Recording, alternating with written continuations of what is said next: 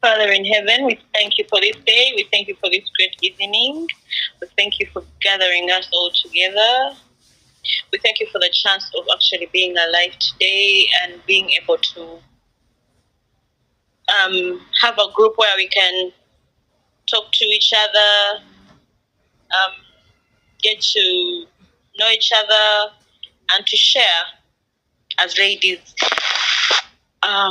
We pray you take us through this. May we grow from this. May we get something from this. May it be positive. May it help us in our day-to-day lives. May we be able to also take it through with our lives. And may it be impactful. In the name of Jesus Christ, I pray and believe. Amen. So last time we were talking about, we started on love. So the author trying to tell us, to explain to us what love is, but he started with telling us what love is not. So the first thing we looked at is the myth of falling in love. We think, or we know, that as babies, our realities, the world is in sync with us. How we feel, if we are hungry, if we are sleepy, everywhere else, everyone is hungry, everyone is sleepy. Like, we are just so in sync with the world. That's how we think as babies. Then our mothers, of course, do their best to try to act as if that reality is true for us. We cry when we are hungry, they feed us. We cry when our diapers are full, they change the diapers, those kinds of things. But as we get older, we realize that our caretakers, or the world at large, doesn't really dance to the tunes of the tunes of what? Of our drum, like how it doesn't like we don't they don't have to answer to every call we make, or the world is just not, you are hungry, other people are full, things are different, it's not a reality. Then that's when it hits us that we are not the same with the world, or people are different, people have different needs and those kinds of things. At least that's what I understood. Then we form what the author called ego boundaries. We start becoming individuals. That sort of loneliness comes in because there is no one in this planet who is like the same as we are, something like that. At least that's what we make up in our minds. That sort of loneliness comes. Then we meet this person that we think we like. Those ego boundaries collapse. Like, they collapse. Falling in love is like those ego boundaries that we formed collapse. And then that person, like, we want this person to be the same as we are. We like this person so much that they are in our world. We want them to be us. Like, we like them too much, and so in some sort of we fall in love with them, and we are no longer in some way not lonely. We are not lonely anymore. We have someone that we really like who can be like us, and we let go, and our boundaries collapse. Down the road, we soon realize that this person is not the same as me. They handle their money differently. They can actually do things that we don't like. All those things come in, and then our eyes open that again, the world is not the same. The world is not at the same pace as we are. They are not the same as us. So we sort of, in quotes, we fall out of love with them, because now reality has hit. They are not us. They are doing things differently. They are technically not us. Then the author explained that the reason as to why there is that falling in love, where it comes from, the theory that he most believes is because of the way we are people. Like, genetically, we need to reproduce. We need to find people that we like.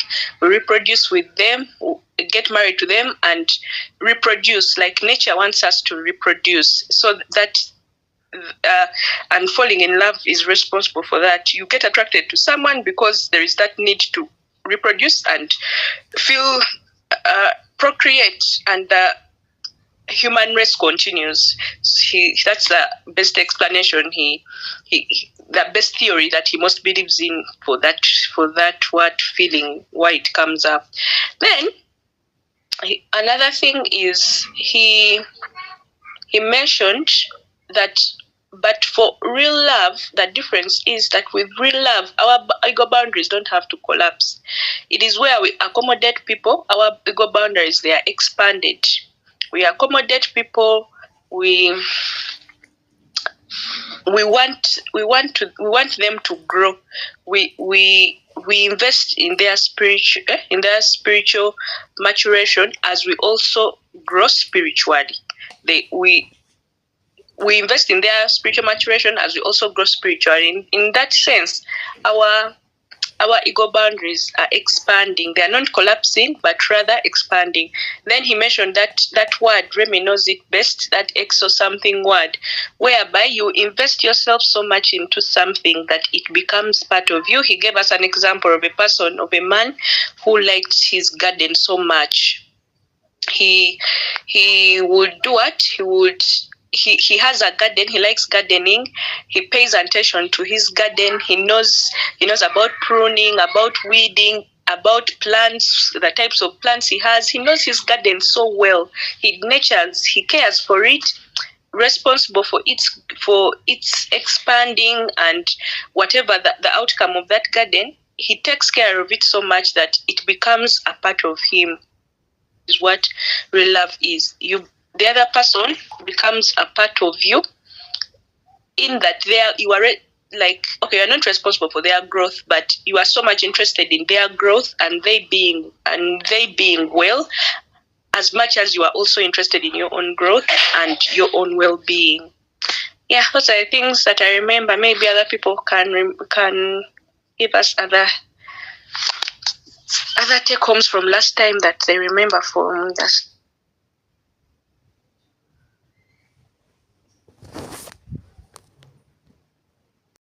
Dependency, page 95. Is it 104? Yeah. Dependency. The second most common misconception about love is the idea that dependency is love. This is a misconception with which psychotherapists must deal on a daily basis. Its effect is seen most dramatically in an individual who makes an attempt or gesture or threat to commit suicide, or who becomes incapacitatingly depressed in a response to rejection or separation from a spouse or lover. Such a person says, I do not want to live. I cannot live without my husband, brackets wife, girlfriend, boyfriend. I love him or her so much, and when I respond, as I frequently do, you are mistaken. You do not love your husband, wife, girlfriend, or boyfriend. What do you mean? Is the angry question. I just told you I can't live without him or her. I try to explain. What you describe is parasitism, not love. When you require another individual for your survival, you are a parasite on that individual. Hey, there is no choice, no freedom involved in your relationship. It is a matter of necessity rather than love. Love is the free exercise of choice. Two people love each other only when they are quite capable of living without each other, but choose to live with each other. I define dependency as the inability to experience wholeness or to function adequately without the certainty that one is being actively cared for by another. Dependency in physical health adults is pathological. It is sick, always a manifestation of a mental illness or defect. It is to be distinguished from what are commonly referred to as dependency needs or feelings. We all, each and every one of us, even if we try to pretend to others and to ourselves that we don't have dependency needs and feelings, all of us have desires to be babied, to be nurtured without effort on our parts, to be cared for by persons stronger than us who have our interests truly at heart. No matter how strong we are, no matter how caring and responsible and adult, if we look clearly into ourselves, we'll find the wish to be taken care of for a change. Each one of us, no matter how old and mature, looks for and would like to have in his or her life a satisfying mother figure and father figure. But for most of us, these desires or feelings do not rule our lives. They are not the predominant theme of our existence. They do rule our lives and dictate the quality of our existence. Then we have something more than just dependency, needs, or feelings. We are dependent. Specifically, one whose life is ruled and dictated by dependency needs suffers from a psychiatric disorder to which we ascribe the diagnostic name passive dependent personality disorder. Oh. It is perhaps the most common of all psychiatric disorders. People with this disorder, passive dependent people, are so busy seeking to be loved that they may have no energy left to love. They are like starving people, sponging wherever they can for food and with no food of their own to give to others. It is as if within them they have an inner emptiness, a bottomless pit crying out to be filled, but which can never be completely filled. They never feel fulfilled or have a sense of completeness. They always feel a part of me is missing. They tolerate loneliness very poorly because of their lack of wholeness. They have no real sense of identity, and they define themselves solely by their relationships. A 30-year-old punch press operator, extremely depressed, came to see me 3 days after his wife had left him, taking their 2 children. She had threatened to leave him 3 times before, complaining of his total lack of attention to her and the children. Each time he had pleaded with her to remain and had promised to change, but his change had never lasted more than a day. And this time she had carried out her threat. He had not slept for 2 nights, was trembling with anxiety, had tears streaming down his face, and was seriously contemplating suicide. I can't live without my family, he said, weeping. I love them so. I'm puzzled. I said to him, you've told me that your wife's complaints were valid, that you never did anything for her, that you came home only when you pleased, that you weren't interested in her sexually or emotionally, that you wouldn't even talk to the children for months on end, that you never played with them or took them anywhere. You have no relationship with any of your family, so I don't understand why you are depressed over the loss of a relationship that never existed. Don't you see? He replied, I'm nothing now, nothing. I have no wife, I have no children. I don't know who I am. I may not care for them, but I must love them. I'm nothing without them. Because he was so seriously depressed, having lost the identity that his family gave him, I made an appointment to see him again 2 days later. I expected little improvement, but when he returned, he bounced into the office, grinning cheerfully, and announced, everything's okay now. Did you get together with your family? I asked. Oh no, he replied happily. I haven't heard from them since I saw you, but I did meet a girl last night down at my bar. She said she really likes me. She's separated, just like me. We've got a date again tonight. I feel like I'm human once more. I guess I don't have to see you again. This rapid changeability is characteristic of passive dependent individuals. It is as if it does not matter whom they are dependent upon as long as there is just someone. It does not matter what their identity is as long as there is someone to give it to them. Consequently, their relationships, also seemingly dramatic in their intensity, are actually extremely shallow. Because of the strength of their sense of inner emptiness and the hunger to fill it, passive dependent people will brook no delay in gratifying their need for others. A beautiful, brilliant, and in some ways very healthy young woman had, from the age of 17 to 21, an almost endless series of sexual relationships with men invariably beneath her in terms of intelligence and capability. She went from one loser to the next. The problem as it emerged was that she was unable to wait long enough to seek out a man suited to her, or even to choose from among the many men almost immediately available to her. Within 24 hours after the ending of a relationship, she would pick up the first man she met in a bar and would come into her next therapy session singing his praises. I know he's unemployed and drinks too much, but basically he's very talented and really cares for me. I know this relationship will work, but it never did work, not only because she had not chosen well, but also because she would then begin a pattern of clinging to the man, demanding more and more evidence of his affection, seeking to be with him constantly, refusing to be left alone. It is because I love you so much that I cannot bear to be separated from you. She would tell that I cannot bear to be separated. She would tell him, but sooner or later he would feel totally stifled and trapped without room to move by her love. A violent blow-up would occur. The relationship would be terminated and the cycle would begin all over again the next day. The woman was able to break the cycle only after 3 years of therapy, during which she came to appreciate her own intelligence and assets, to identify her emptiness and hunger and distinguish it from the genuine love, to realize how her hunger was driving her to initiate and cling to relationships that were detrimental to her, and to accept the necessity for the strictest kind of discipline over her hunger if she was to capitalize on her assets. In the diagnosis, the word passive is used in conjunction with the word dependent because these individuals concern themselves with what others can do for them to the exclusion of what they themselves can do. Once working with a group of 5 single patients, all passive dependent people, I asked them to speak of their goals in terms of what life situations they wanted to in 5 years hence. In one way or another, each of them replied, I want to be married to someone who really cares for me. Not one mentioned holding down a challenging job, creating a work of art, making a contribution to the community, being in a position where he or she could love or even have children. The notion of effort was not involved in their daydreams. They envisioned only an effortless, passive state of receiving care.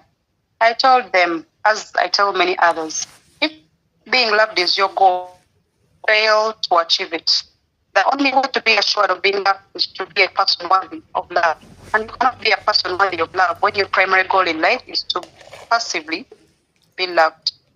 This is not to say that passive dependent people never do things for others, but their motive in doing things is to cement the attachment of the others to them so as to assure their own care. And when the possibility of care from another is not directly involved, they do have great difficulty in doing things. Members of the aforementioned group found it agonizingly difficult to buy a house, separate from their parents, locate a job, leave a totally unsatisfactory old job, or even invest themselves in a hobby. In marriage, there is normally a differentiation of the roles of the two spouses, a normally efficient division of labor between them. The woman usually does the cooking, house cleaning, and shopping, and cares for the children.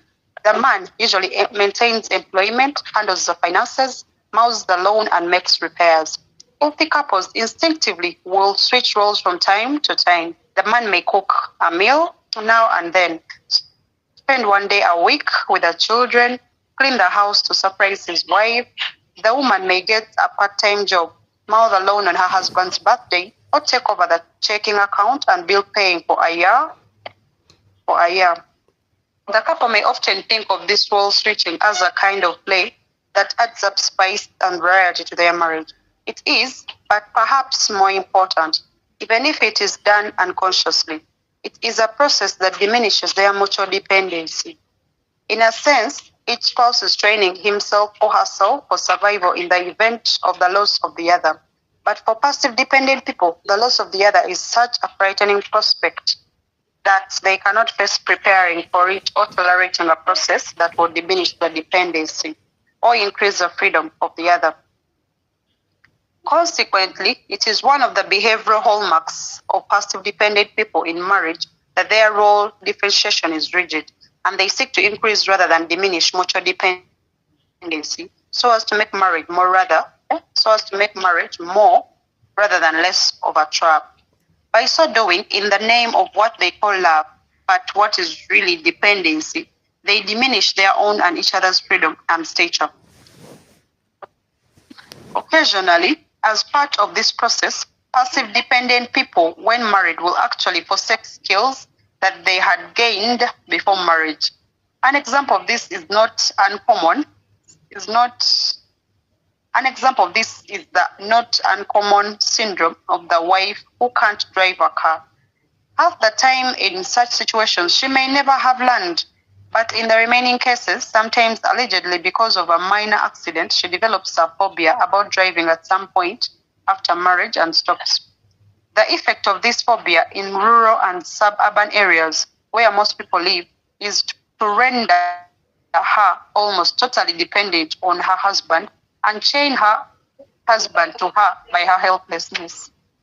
Now he must do all the shopping for the family himself, or he must chauffeur her on all shopping expeditions.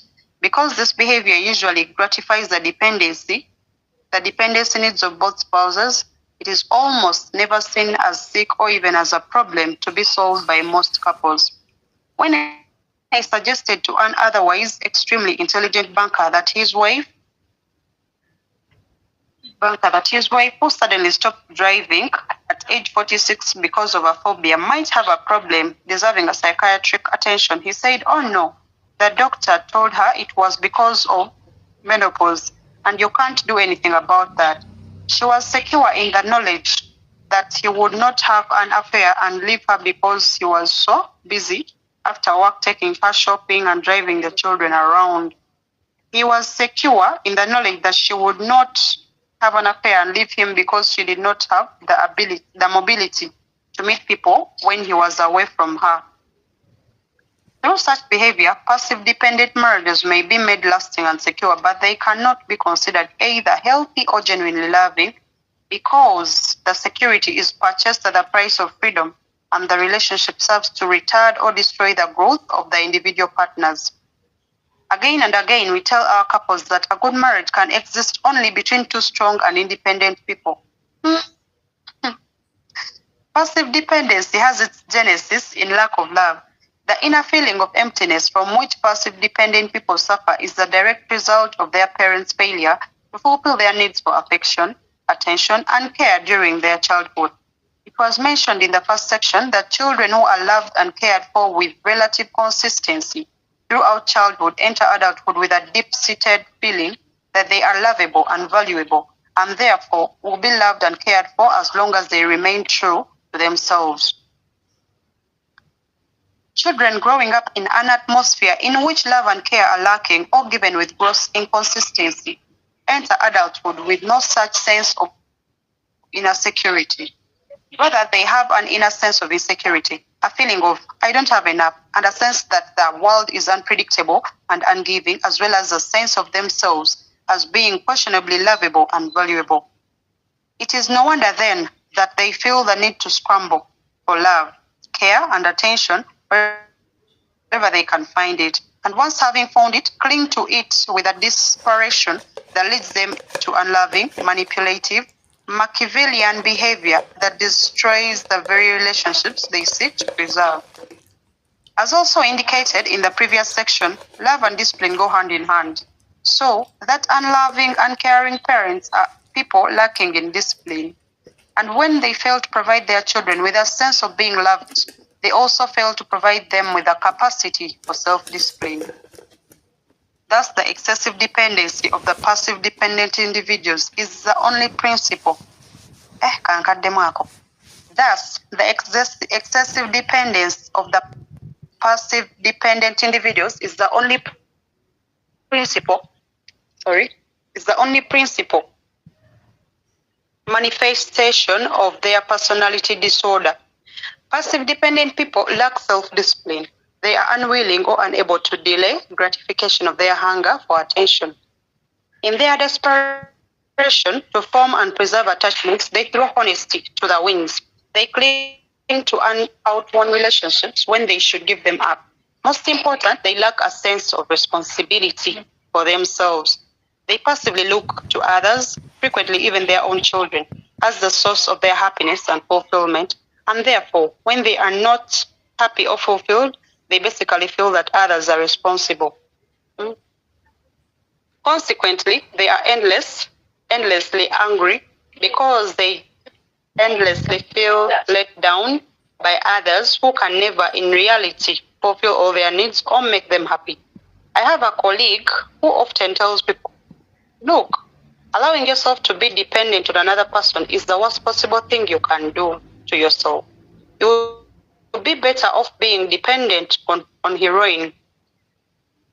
As long as you have a supply of it, as long as you have a supply of it, heroin will never let you down. If it's there, it will always make you happy. But if you expect another person to make you happy, you'll be endlessly disappointed. As a matter of fact, it is no accident that the most common disturbance that passive dependent people manifest beyond their relationships to others is dependency on drugs and alcohol. Theirs is the addictive personality.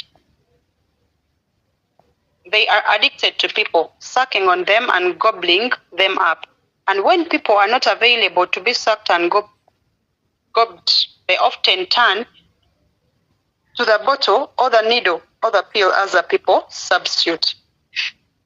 In summary, dependency may appear to be love because it is a force that causes people to fiercely attach themselves to one another. But in actuality, it is not love. It is a form of anti-love. It has its genesis in a parental failure to love, and it perpetuates the failure. It seeks to receive rather than to give. It nourishes infantilism rather than growth. It works to trap and constrict rather than to liberate. Ultimately, it destroys rather than builds friendships, and it destroys rather than builds people. Cathexis without love. This word, cathexis. One of the aspects of dependency is that it is unconcerned with spiritual growth. Dependent people are interested in their own nourishment, but no more. They desire feeling. They desire to be happy. They don't desire to grow. Nor are they willing to tolerate the unhappiness, the loneliness, and suffering involved in growth. Neither do dependent people care about the spiritual growth. Neither do dependent people care about the spiritual growth of the other. The object of their dependency, they care only that the other is there to satisfy them. Dependency is but one of the forms of behavior to which we incorrectly apply the word love when concern for spiritual evolution is absent. We will now consider other such forms, and we hope to demonstrate again that love is never nurturance or cathexis without regarding to spiritual growth. We frequently speak of people loving inanimate objects or activities. Thus we say, he loves money, or he loves power, or he loves to garden, or he loves to play golf. Certainly, an individual may extend himself or herself much beyond ordinary personal limits, working 60, 78 hours a week to amass wealth or power. Yet, despite the extent of one's fortune or influence, all this work and accumulation may not be self-enlarging at all. Indeed, we may often say about a self-made tycoon, he's a small person, mean and petty. While we may talk about how much this person loves money or power, we frequently do not perceive him as a loving person. Why is this so? It is because wealth or power have become for such people ends in themselves rather than means to spiritual growth, to a spiritual goal. The only true end of love is spiritual growth or human evolution. That exists without love. Hobbies are self-nurturing activities. In loving ourselves, that is, nurturing ourselves for the purpose of spiritual growth, we need to provide ourselves with all kinds of things that are not directly spiritual. To nourish the spirit, the body must also be nourished. We need food and shelter. No matter how dedicated we are to spiritual development, we also need rest and relaxation, exercise and distraction. Saints must sleep and even prophets must play. Thus, hobbies may be a means through which we love ourselves. But if a hobby becomes an end in itself, then it becomes a substitute for rather than a means to self-development. Sometimes it is precisely because they are substitutes for self-development that hobbies are so popular. On golf courses, for instance, one may find some aging men and women whose chief remaining goal in life is to knock a few more strokes off their game. This dedicated effort to improve their skills serves to give them a sense of progress in life and thereby assist them in ignoring the reality that they have actually stopped progressing. having given up the effort to improve themselves as human beings. If they loved themselves more, they would not allow themselves to passionately settle for such a shallow goal and narrow future. On the other hand, power and money may be means to a loving goal. A person may, for instance, suffer a career in politics for the primary purpose of utilizing political power for the betterment of the human race. Or some people may yearn for riches, not for money's sake, but in order to send their children to college or provide themselves with the freedom and time for study and reflection which are necessary for their own spiritual growth. It is not power or money that such people love, it is humanity. Among the things that I'm saying here and throughout this section of the book is that our use of the word love is so generalized and unspecific as to severely interfere with our understanding of love. I have no great expectation that the language will change in this respect. Yet, as long as we continue to use the word love to describe our relationship with anything what is important, that is important to us, anything we connect with out regard for the ability, anything we connect with outward for the quality of that relationship, we will continue to have difficulty discerning the difference between the wise and the foolish, the good and the bad, the noble and the ignoble. Using our more specific definition, it is clear, for instance, that we can love only human beings. For as we generally conceive of things, it is only human beings who possess a spirit capable of substantial growth. Consider the matter of pets. We love the family dog. We feed it and bathe it, pet it and cuddle it, discipline it and play with it. When it is sick, we may drop everything and rush it to the veterinarian. When it runs away or dies, we may be grief-stricken. Indeed, for some lonely people without children, their pets may become the sole reason for their existence. If this is not love, then what is? But let us examine the differences between our relationship with a pet and that with another human being.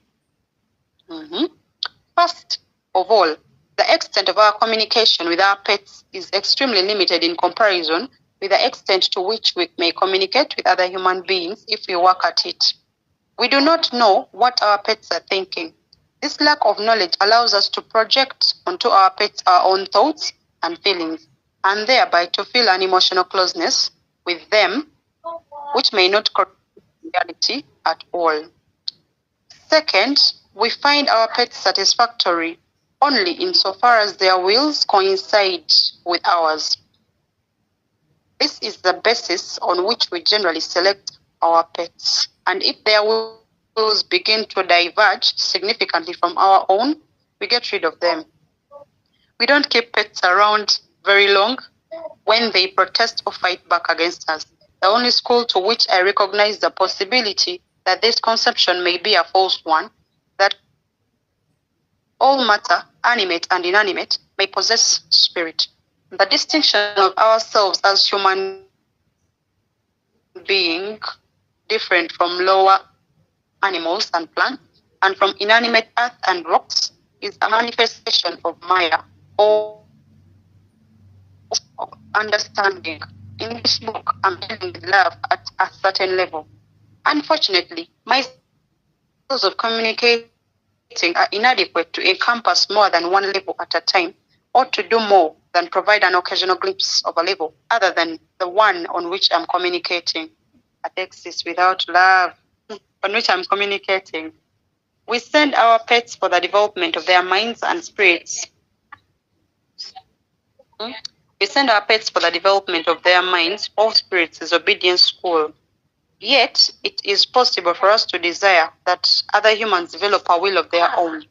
Indeed, it is this desire for the differentiation of the other that is one of the characteristics of genuine love. Finally, in our relationship with pets, we seek to foster their dependency. We do not want them to grow up and leave home.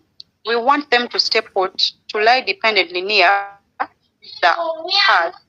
It is their attachment to us rather than their independence from us that we value in our pets.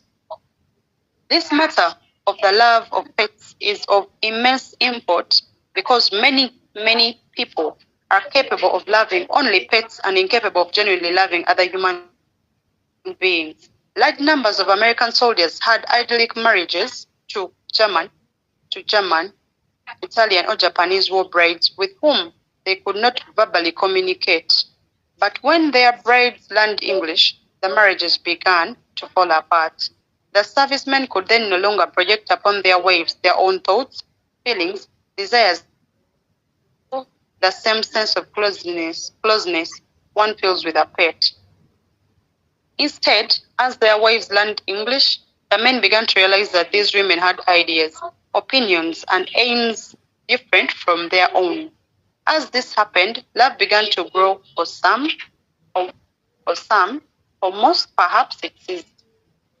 The liberated woman is right to beware of the man who affectionately calls her his pet.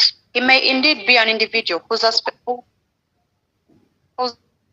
affection, am I still audible?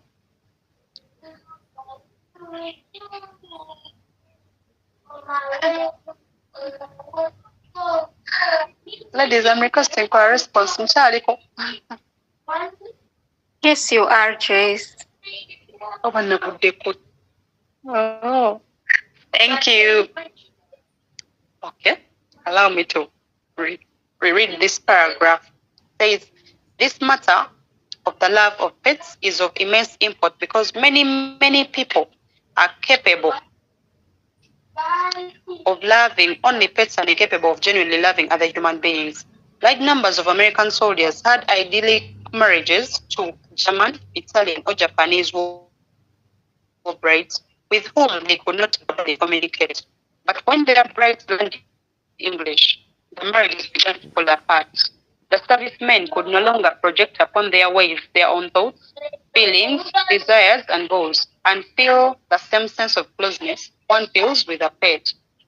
Instead, as their wives learned English, the men began to realize that these women had ideas, opinions, and aims different from their own. As this happened, love began to grow for some, for most perhaps it ceased. The liberated woman is right to beware of the man who affectionately calls her his pet. He may indeed be an individual whose affection is dependent upon her being a pet, who lacks the capacity to respect her strength, independence, and individuality. Probably the most saddening example of this phenomenon is the very large number of women who are capable of loving their children only as infants. Such women can be found everywhere. They may be ideal mothers until their children reach the age of 2, infinitely tender, joyously breastfeeding, cuddling and playing with their babies, consistently affectionate, totally dedicated to their nurture, and blissfully happy in their motherhood. Then almost overnight the picture changes as soon as a child begins to assert its own will, to disobey, to whine, or to refuse to play, to occasionally reject being cuddled, to attach itself to other people, to move out into the world a little bit on its own. The mother's love ceases. She loses interest in the child, decaffects it, perceives it only as nuisance. At the same time, she'll often feel an almost overpowering need to be pregnant again, to have another infant, another pet. Usually she will succeed, and the cycle is repeated. If not, she may be seen avidly seeking to babysit for the infant children of neighbors, while almost totally ignoring the pleas of her own older children or children for attention. For her children, the terrible tools are not only the end of their infancy, they are also the end of the experience of being loved by another. The pain and deprivation they experience are obvious to all except their mother, busy with her new infant. The effect of this experience is usually evidenced as the children grow to adulthood in a depressive and or a passive dependent personality pattern. What this suggests is that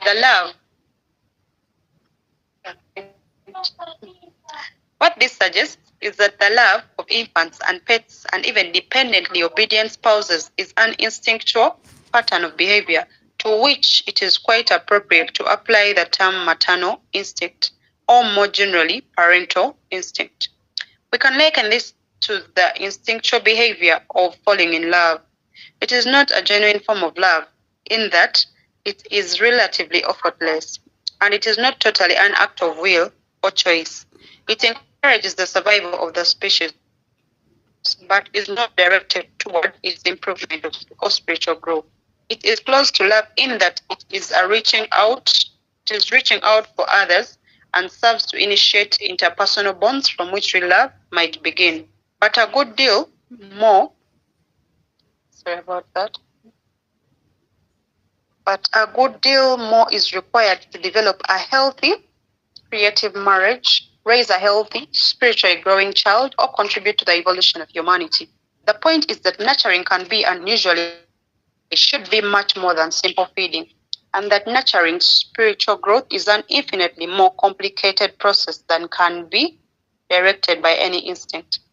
The mother mentioned at the beginning of this section, who would not let her son take the bus to school, is a case in point. By driving him to and from school, she was nurturing him in a sense, but was nurturing he did not need, and that clearly retarded rather than furthered his spiritual growth. Self-sacrifice. Other examples abound. Mothers who push food on their already overweight children. Fathers who buy their sons whole rooms full of toys and their daughters whole closet full of clothes. Parents who set no limits and deny no desires. Love is not simply giving. It is judicious giving and judicious withholding as well. Love is not simply giving. It is judicious giving and judicious withholding as well. It is judicious praising and judicious criticizing. It is judicious arguing, struggling, confronting, urging, pushing, and pulling in addition to comforting. It is leadership. The word judicious means requiring judgment, and judgment requires more than instinct. It requires thoughtful and often painful decision making. Self-sacrifice. I think it's clear. Yeah, so what stood out for me is, just in a summary, is the author is trying to say that when someone being dependent, is it passive dependency, is not love. And it's actually when you find someone who is passive dependent on you, that's not a healthy, it's not a definition of, it's not healthy for someone to be like that. And it's also not healthy for you to be passive dependent on someone. You need to be whole. You don't need to depend on someone to feel loved or for you to feel some kind of satisfaction. Yeah, because when you depend on someone, then it means your happiness or your moods are going to be dependent on how that person treats you. So, for example, if they talk to you, if they don't talk to you, then you feel like, does this person really love me? But your mood is not supposed to be dependent on how someone treats you or someone behaves. You're supposed to love yourself, whether irrespective of how someone treats or acts towards you. Yeah, so that's what stood out for me. There was a lot. There was also when I think when it was when Joyce was about to finish the reading about love is a balance, and especially when it comes to parenting. Yeah, it's not just all about giving and giving. You can give and also withhold. You can praise someone. You can praise your child or praise your people, your loved ones, but also give constructive criticism. So there must be that balance. It's not all about giving, praising, worshipping. No, there needs to be a balance. I think the most important thing is making sure that even as you do that, you still remain, you're kind and you're mindful of the language that you use. Yeah, that's what stood out for me. There is, yeah, and I concur with you that love for the infants, it's a balance. Like, we cannot be breeze. Okay, I concur with the author on this, and a lot of things stood out for me. One is that if you require someone to survive, that is not love. You are a parasite. Actually, you're sick. That's what they called passive dependent personality disorder. So you must first exist on your own, be independent, then choose someone who can also exist on their own without depending on you. And there you can say you love them, because love is a choice. It's an effort. It's not something that just happens without your effort. And actually that brought me to what happens in our society and what doesn't sit quite well with me. We glorify dependency. You find a man cannot cook, a man cannot drive, like all the things. You know what? I can't leave home because when I'm away, my husband will not eat, the kids will not. Like, when did we reach at that point? And when did that become like our foundation for our marriages? Then there are these remis who come from church. You see, they allow, like, you tell us that we should sit and allow men to insert their will on us, and you call it submission. Like, when did we arrive at that? I think that's why people say our parents had long marriages. They were not healthy. And I agree with the author, they could have lasted long, but they were not healthy. That's the fact. Because we created the dependency. Can we break that dependency? Create our own independence, but still choose to be with the people we are with out of effort. Okay, that's my submission. Thanks, ladies. This is a very nice book. Monica, for your supplement, for your take homes. So in addition to what Ferris and Monica have mentioned, I also saw that love is caring for oneself and also while caring for others. So that balance has to happen. You care for yourself, you care for someone else, but you also care for yourself in an equal measure. Teri atwala kisinga kya muno. We have Kenyans in the house. Sorry. Yeah, I'm saying no one takes more. There has to be a balance. I care for you, you do me, I do you. So those things of caring, when you're getting anything in return, you're cutting the nails, you're cooking dinner, you're doing this. No one is giving you, no one is pouring in you, no. Yeah, I'm going to be a little more selfish, I think. Thank you, guys. Bye. Evening that you've been able to have to learn something new, to learn something about dependency. Thank you for getting us through to be able to spend the session. I'm going to pray. As we continue to read, we're going to teach us more, we continue to learn, and we'll be able to practice what we learn. And give us the grace to learn to know, to really depend on you more than anything else. Yes, thank you very much. We place the rest of the week into your hands. Thursday, Friday, Saturday, Sunday, until our next read Monday. In Jesus' mighty name, we've been able to pray with thanksgiving. Amen.